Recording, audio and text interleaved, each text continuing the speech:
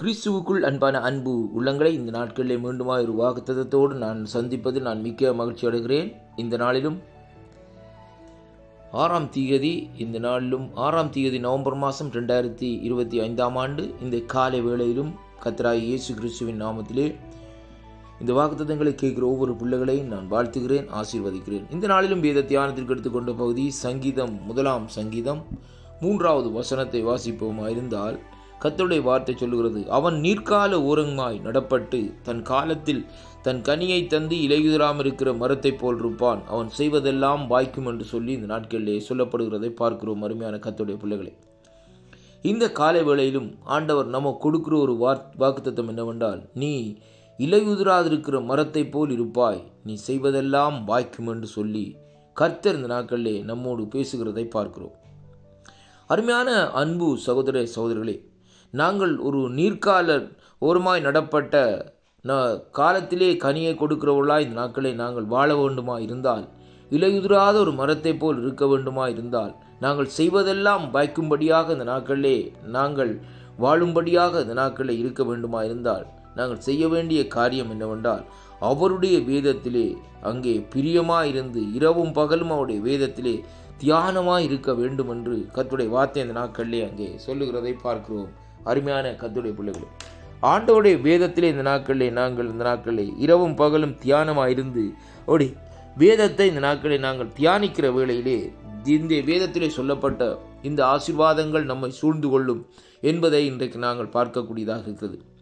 அவருடைய வேதத்தை நாங்கள் அனுதினமும் தியானிக்கிற வேளையிலே அந்த வேத வார்த்தைகளிலே இந்த நாட்களில் நம்முடைய வாழ்க்கையை இந்த நாட்களே கட்டி இந்த நாட்களிலே எழுப்பப்படுகிற வேளையிலேயே தேவன் நம்மை இலையுதிராதிருக்கிற மரத்தை போலவும் நாங்கள் செய்யும் காரியங்களை வாய்க்க பண்ணும்படியாகவும் தேவன் நமக்கு கிருபை செய்வார் என்பதைத்தான் இந்த வாக்குத்தத்தத்தின் ஊடாக இன்றைக்கு நாங்கள் பார்க்கக்கூடியதாக இருக்கிறது. அருமையான கர்த்தருடைய பிள்ளைகளே, நம்முடைய வாழ்க்கையிலே ஒரு மாற்றம் வர வேண்டுமா, நம்முடைய குடும்பத்துக்குள்ளே ஒரு மாற்றம் வர வேண்டுமா, நம்முடைய பிள்ளைகளுக்குள்ளே ஒரு மாற்றம் வர வேண்டுமா இந்த நாட்களே, அப்படியானால் நாங்கள் செய்ய வேண்டிய காரியம் வேதம் சொல்லுகிற பிரகாரம் அவருடைய வேதத்திலே இந்த நாட்களிலே நாங்கள் பிரியமாக இருக்க வேண்டும் என்பதைத்தான் கர்த்தர் இந்த நாட்களிலே சொல்லுகிறார் என்பதை பார்க்கிறோம்.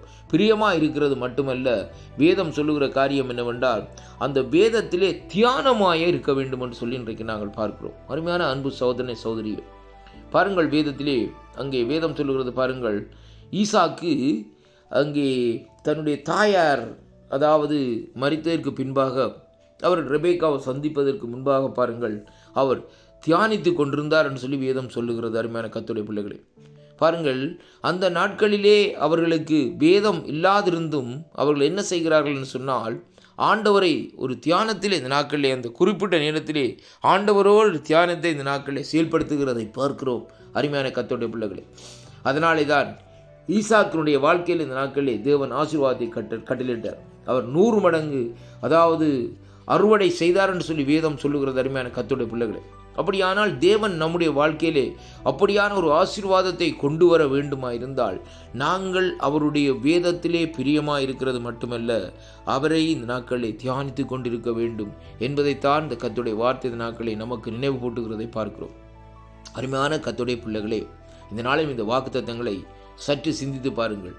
நாங்கள் இலையுதிராமல் இருக்கிற மரத்தை போல் இருக்கும்படியாகவும் நாங்கள் செய்வதெல்லாம் வாய்க்க வேண்டுமா இருந்தால் நாங்கள் கர்த்தரை தேடி அவருடைய வேதத்தோடு இந்த நாட்களே இணைந்திருப்போமா இருந்தால் அந்த வேதம் இந்த நாட்களிலே நம்மை சொலிப்புக்குள்ளே கொண்டு வருகிறது மட்டுமல்ல, நம்முடைய வாழ்க்கையிலே அநேக திருப்பங்களை கொண்டு வரும். அதே வேளையில் அந்த வேத வார்த்தைகள் நம்முடைய குடும்பத்தை சூழ்ந்து கொண்டு இந்த நாட்களிலே பாருங்கள், இந்த நாட்களிலே நாங்கள் தியானிக்கிற வேளையிலே நம்மை கட்டி எழுப்புகிறதாக இந்த நாட்களில் இருக்கிறதை பார்க்கிறோம். அருமையான கர்த்தருடைய பிள்ளைகளே, இந்த வேத வார்த்தை எவ்வளவு ஒரு வல்லமுள்ள வார்த்தைகளாக இருக்கிறதை பாருங்கள். 2000 ஆண்டுகளுக்கு முன்பாக வாழ்ந்த ஆண்டவராய் இயேசு கிறிஸ்து பேசின அதே வார்த்தைகளை இன்றைக்கு நீங்கள் சிந்தித்து பாருங்கள். அருமையான கர்த்தருடைய பிள்ளைகளே, இந்த 66 புஸ்தகத்தையும் எடுத்து வாசித்து பாருங்கள். பழைய ஏற்பாட்டு பரிசுத்தவான்கள், வேதத்தோடு நடந்தவர்கள், வேதத்தை தியானித்தவர்கள் எப்படி ஆசீர்வதிக்கப்பட்டிருந்தார்கள், எப்படியாக அவருடைய வாழ்க்கை அங்கே இந்த நாட்களை விருத்தி அடைந்தது என்பதையும் அங்கே காணக்கூடியதாக இருக்கிறது. அப்படியானால் இந்த காலகட்டத்திலே